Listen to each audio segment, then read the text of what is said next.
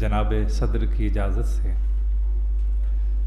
ग़ज़ल का मतला मुलाहिज़ा फरमाइए कि यकीन तो आप पे हम बेहिसाब रखते हैं, हिसाब की भी मगर एक किताब रखते हैं। यकीन तो आप पे हम बेहिसाब रखते हैं, हिसाब की भी मगर एक किताब रखते हैं। उठाए फिरते हैं अपनी सलीब कांधे पर, उठाए फिरते हैं अपनी सलीब कांधे पर, अभी भी अच्छे दिनों के ही ख्वाब रखते हैं।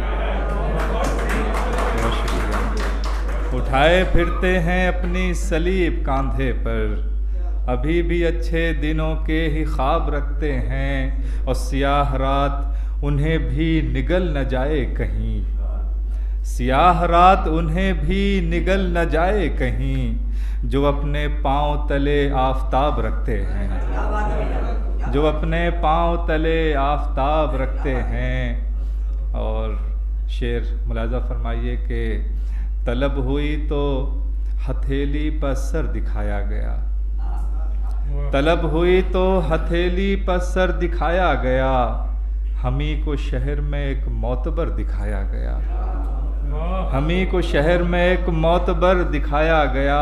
और सवाल उठा कि साबित कदम है हक़ पर कौन।